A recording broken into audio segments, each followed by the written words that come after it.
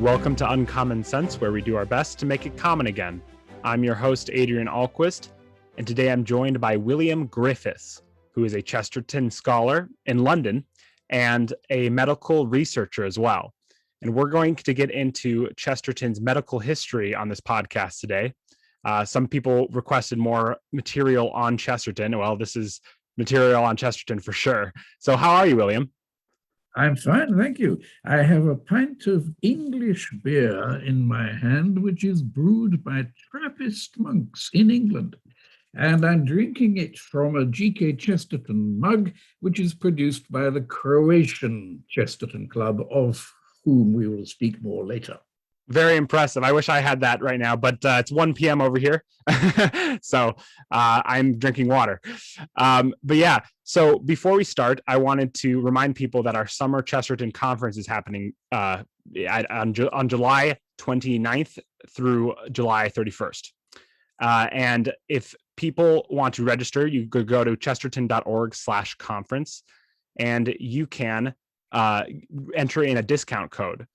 And the discount code is podcast10. And so do that. It's our great event of the year. And but yeah, let's get into Chesterton's medical history. Actually, before we get into Chesterton's medical history, let's talk a little bit about your backstory. People will have to stick with us if they want to hear about Chesterton's a little bit of cool medical information. But William, you were born in Malta, which is pretty cool. I don't think people would suspect that. What was that like? Can you give us a backstory there? Malta is an island in the center of the Mediterranean with an immense history going back to Neolithic times.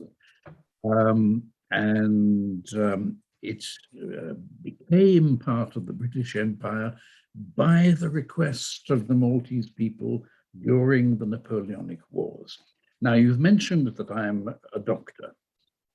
I'm a second generation doctor, but I'm a third generation Chestertonian because my grandfather began loving Chesterton and collecting his books, and then my father, and then me. So behind me actually are some of our family collection of books, and some of them began with my grandfather. Very impressive. Wow. Yeah, I looked at your impressive book collection behind you. We have a good book collection here in my dad's study, but I like just the setup you have there. If you're watching on YouTube, obviously. So you're third generation Maltese. I think people would not expect that. You said you speak Maltese, right? I can speak the Maltese language. Yes, it is a Semitic language, not far from Arabic. But I was educated in England from the age of 13. But I still go back to Malta. And one thing that my father helped me to discover was that Chesterton visited Malta in 1934.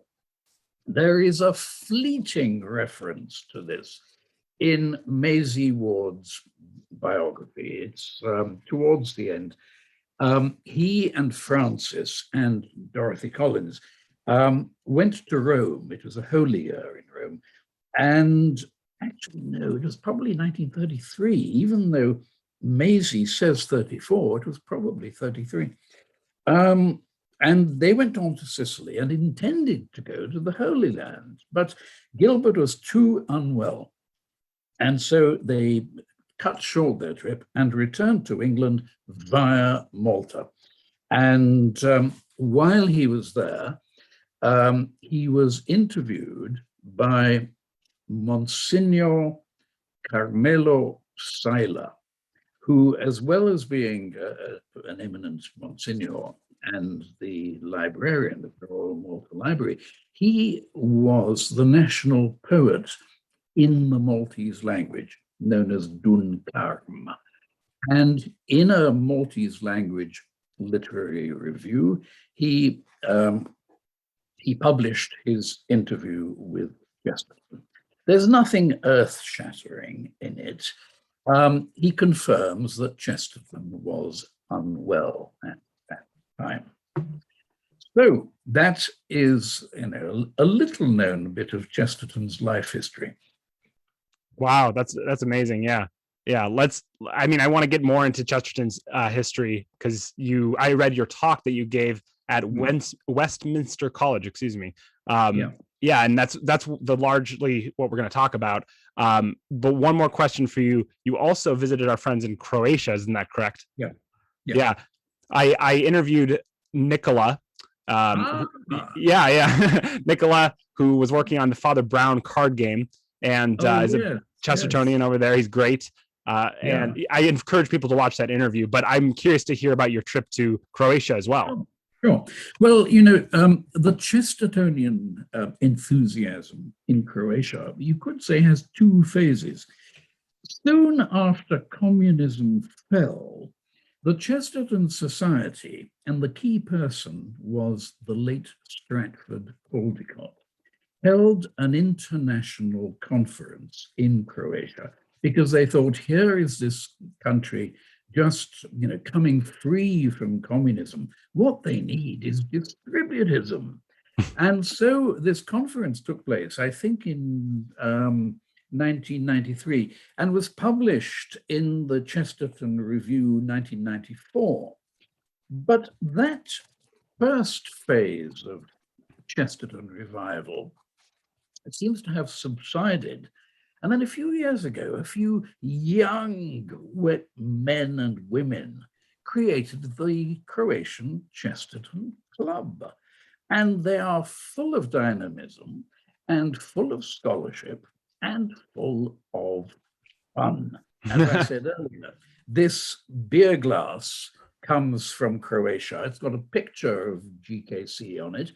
And the quotation saying the best way not to abuse, scorn God's gift of beer is not to drink too much of it. Exactly. Great amounts. Yes, we have that painted on one of our mugs as well. Yeah. Well, that's very interesting about Croatia, and I'm glad you made your acquaintance with Nicola and everyone over there. Yeah, so let's get into Chesterton's medical history. You researched this, and I read your talk, and you conducted this research on Chesterton's death. So what did you find out about his cause of death? When I became interested in this, none of the previous biographies of Chesterton had quoted from his death certificate. His death certificate is available, like every other death certificate, in the National Archives of Great Britain. So I went there one day, and here is my copy. I think I had to pay £1 for this. Here is my copy of his death certificate. And it was certified by one of his doctors at Beaconsfield, named Dr. Bakewell. And there are three causes given. And the system that we use in certifying death is that first is the immediate cause, then comes the underlying cause leading to the immediate. And then you can also list in a separate category any other causes contributing to the death, but not in the real sequence of events. So 1A, the immediate cause, is anasarca. This is a rather old-fashioned term for congestive heart failure. And somebody with congestive heart failure has a lot of accumulated fluid in his body and in his lungs. The underlying reason was fatty degeneration, myocardial fatty degeneration of the heart. This amused me greatly because a critic called Philip Guedalla had, while Chesterton was still alive, made a little joke and said that it would appear that Chesterton is suffering from a hearty degeneration of the fat. Well, it turned out that his actual cause of death was fatty degeneration of the heart. And then there's cause 2, which is not in that sequence of events, but it's contributed to the death. And it's cirrhosis of liver. And everybody at this point says, aha, cirrhosis. He was an alcoholic. Well, actually, no, not necessarily, because there are a number of other possible causes of cirrhosis besides excess of alcohol. And in this talk I gave to the Chesterton Society and later in Croatia, I list these possible other causes of cirrhosis.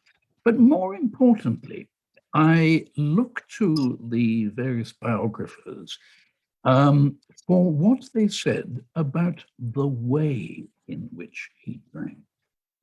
And that way in which he drank, he describes in the very early book, Heretics.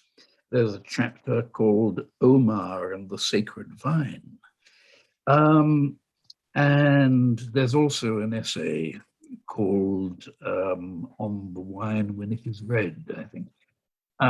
In these two, he says that the healthy way to drink is to drink it in a rather careless manner. Yes, a rather careless manner, right? Yeah. I remember you saying that in your talk, and I can see how that could be misconstrued, because that might people might think, oh, you just drink carelessly, just drink as much as you want. But that's not the case. It just means, I mean, actually, can you explain what that means? Sure. Yeah. Yeah, I'll have to quote here. This is the article I wrote for the Chesterton Quarterly, which is a publication of the Chesterton Society in the UK, which sadly is now defunct. I mean, the publication, I hope not the society. So he said, in one of those two sources, it's either in Heretics or in the essay Wine When It Is Red. In that essay, Wine When It Is Red, he says, the safest way to drink is to drink carelessly. That is, without caring much for anything, and especially not caring for the drink. Now, we have some testimony from his doctor, Dr. Bakewell, who signed that certificate. It comes in Maisie Ward's biography, the first, or almost the first, biography of GKC. Now, you know that after Gilbert's death, his sister-in-law, Ada, who preferred to be known as Keith, who was Mrs. Cecil Chesterton, wrote a rather unpleasant book called The Chestertons. There's a lot of spite against Francis in that book. And also, she says some very peculiar things about Chesterton and drink. And in order to counter what Ada, Mrs. Cecil, had written, Francis wrote an appendix to her biography. Sorry, I don't mean Francis, I mean Maisie Ward. Yeah, Maisie, yeah. Maisie Ward, the first proper biography. Maisie Ward interviewed Dr. Bakewell, the doctor in Beaconsfield, and he said that no, he did not in any way believe that Chesterton was bodily the worse for drink. He did say that Gilbert tended to drink anything absent-mindedly if it were there, even water. And sometimes, because he knew that with this failing heart, fluids of any kinds any kind was bad for Gilbert, he would put him on the wagon. I believe that's an American expression, isn't it? The water wagon. He would sometimes forbid Gilbert to drink alcohol, not because Gilbert was suffering from alcohol, but because he would drink anything, even water. And that was, in his current condition, not good for him.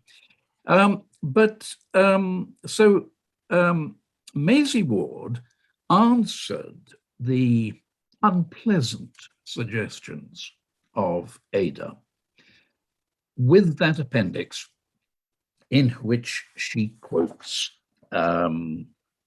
Bakewell. Yeah. Now, what about this contradiction then between what Dr. Bakewell said to Maisie after Gilbert's death and what he wrote on the death certificate, cirrhosis of liver? Well, there are other causes of cirrhosis besides alcohol. For example, we know that Gilbert had an episode of jaundice some years before his death. And we don't know the cause of that. It might have been viral hepatitis. Well, even though he recovered from the jaundice, the viral hepatitis could have progressed to cirrhosis. So we are left with a certain degree of uncertainty about his precise medical situation. Yeah, but that's very interesting about the fact that he would just drink absent-mindedly, and I mean that's very different from being addicted to alcohol, which not a lot of people, but some people accuse Chesterton of after his death. When it's a barrier to his cause for sainthood, at least in certain discussions. And so this is good evidence for the contrary. It's good, nice to hear and unravel. But what were you saying about the? That is really all that I know, and probably all that any of us can know about the physical cause of Gilbert's death and whether alcohol may or may not have played some part in it. But as for his attitude to drink, I think that is an eminently healthy, sane attitude. Mm-hmm. And, even if it may have affected him adversely in a physical way, the way he drank, the way he wrote about drink is an eminently healthy way. Yeah, and I think it's pretty clear that there just were other physical setbacks just with how Chesterton was. I mean, that maybe were just completely out of his control. That I think that's pretty clear. It wasn't because of alcohol, I just think it's very unlikely that was it. But I'm glad you brought up that it was a sane sentiment to have, because you also mentioned Chesterton's sanity in your talk. And you mentioned that he went to go see a brain specialist as a kid. And can you say what the brain specialist concluded? Yes, but it might not make very much sense. Now, I think that the source of this information is the book Father Brown on Chesterton, written by Monsignor John O'Connor, who was the original of Father Brown. I think it's somewhere in there. But it's also very well described in one of the early of the second wave biographies, the one by Dudley Barker, which came out in 1973. That was even the year before the great centenary reappraisal conference. Now, Dudley Barker does mention this story of him being taken to see a brain specialist. Now, what on earth is meant by a brain specialist? Yeah, it could be a psychologist, right? It could be anything. Yeah. It could be a neurologist. It could be a psychologist. It could be a psychiatrist. I don't know. No doubt, somebody will find the bit of paper in which he was referred to this consultant, and but all that we know from the sources that I've looked at is that this specialist said the time when he went to see the specialist was when he had moved from his preparatory school. That's a school for junior boys, to his main school, which was the famous St. Paul's School in London. And Dudley Barker describes him. He was growing taller and taller, more and more ungainly and ill-kempt, more and more vacant and absent-minded, lonelier and lonelier. Nobody could make him out. And so, incongruously, his voice remained a boyish treble long after the voices of his younger classmates had broken. Even in adult life, Chesterton was to speak in a high tenor voice. The contrast between the oversize, this time he was extremely tall. He wasn't yet, of course, extremely fat. So the oversized, shambling body of the schoolboy and the high-pitched squeak of his voice was so marked that his parents took him to a brain specialist. According to his mother, the specialist declared that the boy had the largest and most sensitive brain he had come across, that he would turn out to be either an imbecile or a genius. That really covers everything, huh? Very specific. And that he must be carefully guarded against mental shock or strain. So, I've no idea what that is supposed to mean. I mean, he said, he really covered the whole gambit, huh? But I guess he was half right. He was very smart, huh? He kind of was a genius. He was a genius. Yeah. Yeah. Well, yeah, I think that's very interesting. The connection between that protection of sanity and the very smart people in a society, the intellectuals, the geniuses, and how they have a certain proclivity towards insanity. And why do you think that is? Why do smart, intelligent people have a proclivity towards insanity? Or a temptation, maybe. Yeah, temptation towards insanity. Well, I think Gilbert would have said, if you asked that question, that, every one of us is an individual soul. And, the temptations we encounter and the ways that we deal with them are individual. But if you ask, he does use of himself the term temptation towards madness. Now, you all, I'm sure, know which are the key sources for an understanding of that episode. In his autobiography, there's the chapter called How to Be a Lunatic. And then among his short stories, there's a really chilling story called The Diabolist. The time of his life when this occurred was when he'd left school. Most of his friends went to universities, mostly Oxford, but he didn't. He went to an art school, the Slade School of Art in London. So he was feeling lonely without his friends. And he dabbled in the occult, in particular with the thing that he uses the word planchette.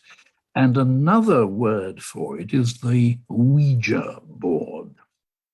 He dabbled with that, he and his friends, and he experienced phenomena which convinced him of the existence of the devil. And in the chapter, How to Be a Lunatic, he says, I am not proud of my acquaintance with the devil, but it was my own fault. Now, in this chapter, he talks about Oscar Wilde. He makes mention of Oscar Wilde. Now, you remember that when he had emerged from this period of depression and diabolism, he wrote the wonderful novel, The Man Who Was Thursday, and dedicated it to one of his school friends, Edmund Clerihew Bentley. And in the prologue to that novel is a poem in which he describes the atmosphere of the 1890s. There were the scientists like Darwin who said, well, we're all animals and, there's nothing really noble. And there were the decadents like Oscar Wilde. And he expressed this in the line, science announced non-entity and art admired decay. So Oscar Wilde, the great example of decadence. Gilbert said in this chapter, I have never felt the faintest temptation to the particular madness of Wilde. In other words, Wilde's well-known sexual predilection. Debaucherism, yeah, right. Yeah. But Dudley Barker, looking at some of the drawings, the rather sort of tortured drawings that Gilbert wrote in his famous notebooks, he says that he feels that some of the things in these drawings are rather sadistic, and that Chesterton may have been tempted not by the particular madness of Wilde, but by the particular madness of the Marquis de Sade. So, of course, he overcame this. He overcame it when he realized that one of his art school colleagues was even more deeply into diabolism than he was. And he was able to, to overcome this episode by the grace of God. And with the help of certain writers who sort of counteracted the negativism, like Robert Louis Stevenson, mentioned in that introductory poem to The Man Who Was Thursday, and Walt Whitman also. There's a reference in that poem to Paumanok, which is the Indian name, is it not, of Long Island, which Whitman writes about. Just for people who don't know, when you're talking about de Sade, that's where we get the term sadist. So de Sade was very obsessed with causing pain or inflicting pain and basically experimenting on children and just seeing what would happen. I mean, he was very messed up. And so to give a background on that, that's very interesting, and that's nice to know that Chesterton overcame it, and not only overcame it, but became very joyful and adopted a philosophy that you need to be joyful and you need to have common sense, which a lot of these high functioning sociopaths, for lack of a better term, like Sherlock, they don't necessarily have, right? Wouldn't you say so? Mm-hmm. Yeah. But there's also, the famous line in orthodoxy, that chess players go mad and mathematicians go mad. They're good examples of those people who, they would have very high IQ. We know mathematicians and chess players, they have a very, very high IQ. And so they're among the geniuses, the intellectuals, but they're the ones who go mad. And it's because they get trapped within their logical constructs, basically, right? Yeah. But that's why you need common sense, and you need to pull yourself out. I mean, I remember Chesterton said what he clung on to was that existence is better than non-existence, that axiom. And that was like the baseline to pull him out of being suicidal. Yeah. Well, that's great. And so you end your talk by directly addressing the question, was Gilbert Chesterton healthy or degenerate? So what would your answer be to that? Well, so I have, outlined what we know of his medical history. I have shown what the doctor certifying his death had to say, and we've looked at the question, to what extent might alcohol have contributed to this. But I've also said that there is evidence from what Dr. Bakewell said to Maisie Ward, that he tended to drink anything in a rather careless, absent-minded way. I mean, we all know the stories of him, sending a telegram to Francis saying, "I am in Market Harborough. Where should I be?" Yeah. So, his general absent-minded, which, of course, does not in any way contradict, the brilliance of his intellect in all that he wrote. Mm-hmm. So we have this evidence of absent-mindedness, of carelessness.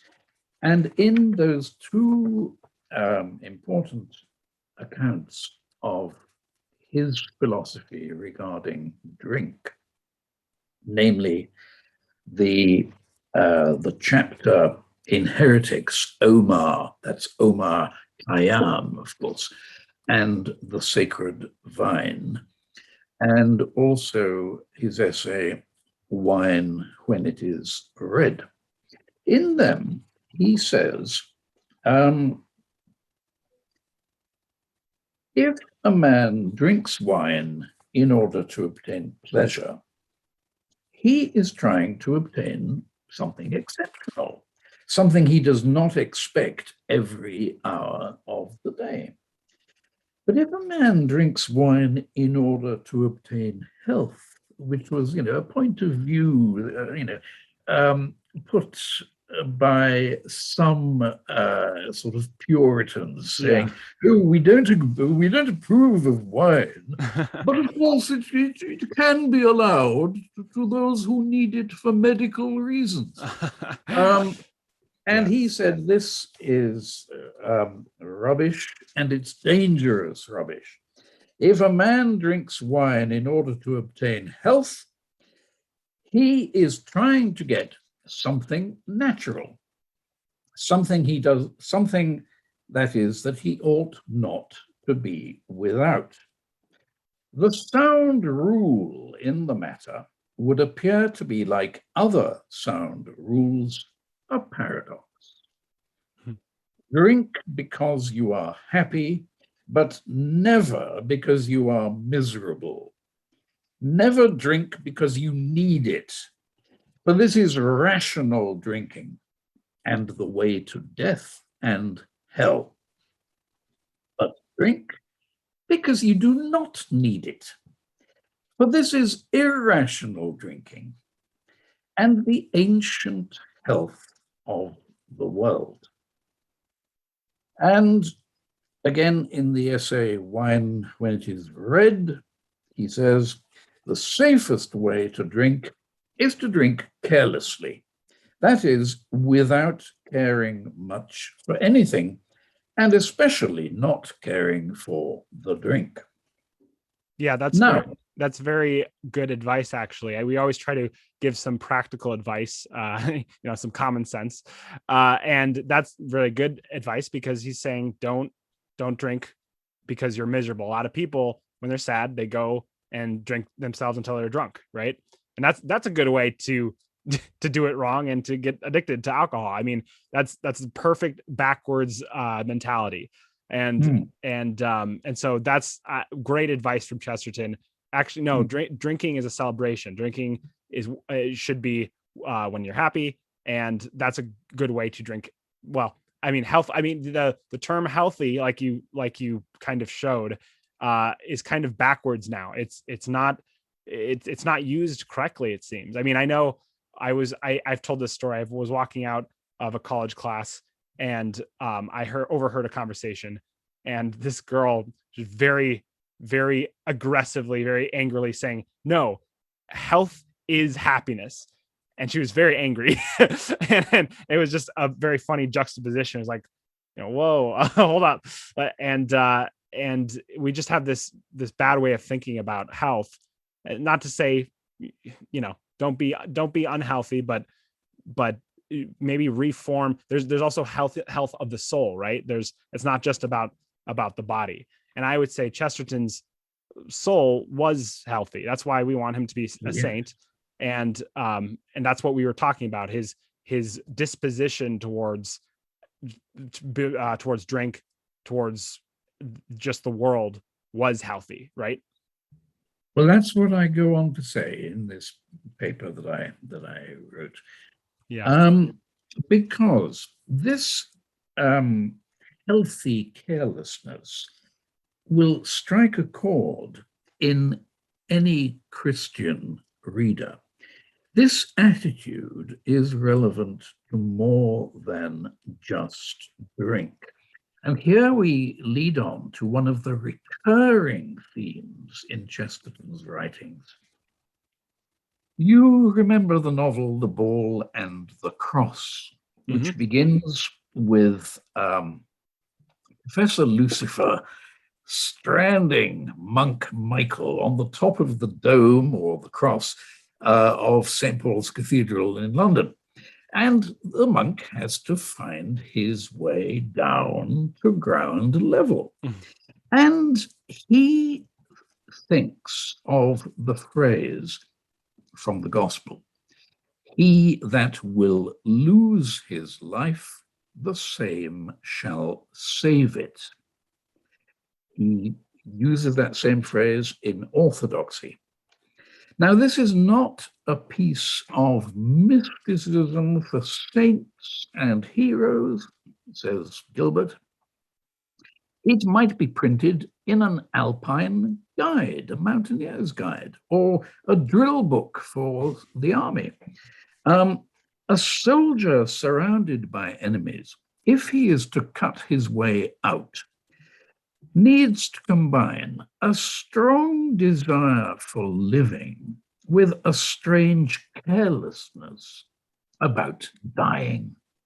He must seek his life in a spirit of furious indifference to it.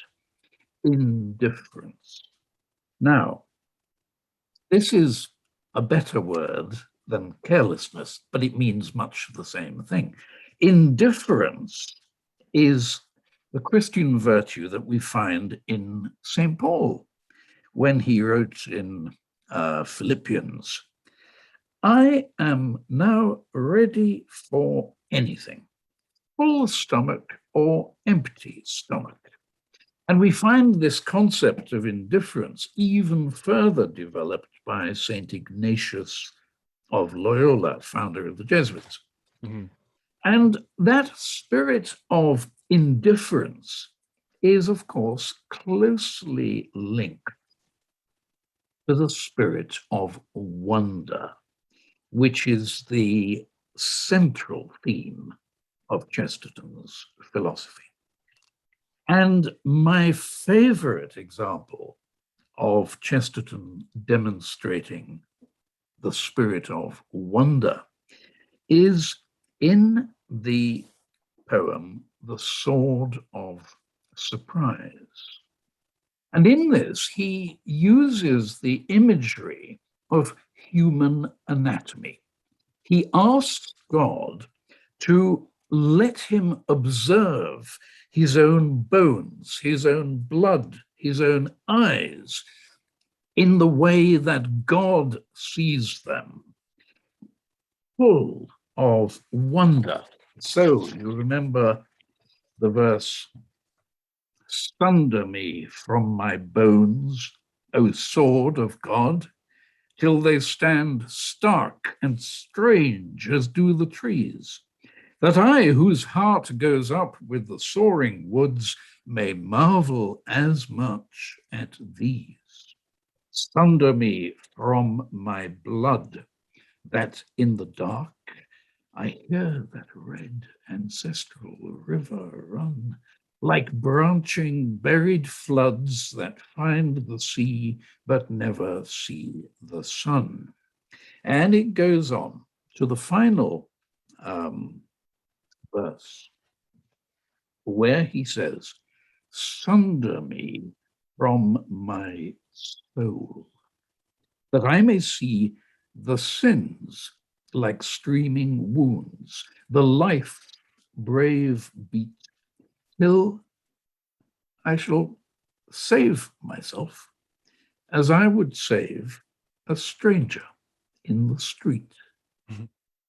The impulse that hopefully we all have, if we see a stranger in the street in danger of death, we save him if we can.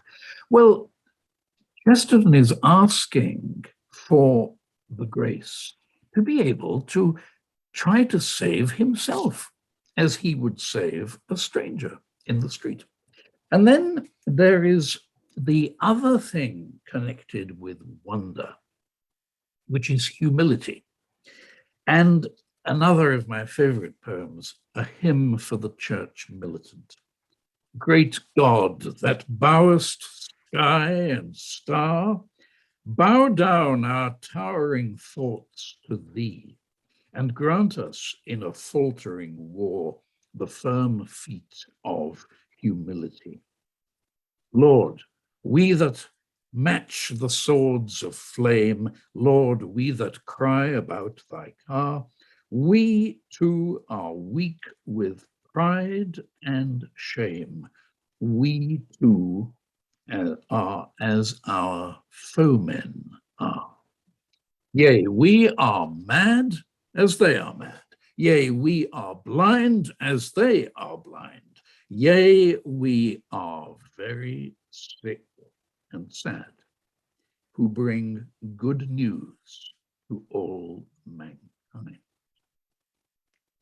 So, Wow. drawing to a conclusion, I was reminded of a story that I've heard about C.S. Lewis, who, of course, was a great follower intellectually of UKC. An American preacher came to see him and left saying in some bewilderment, "That man smokes tobacco.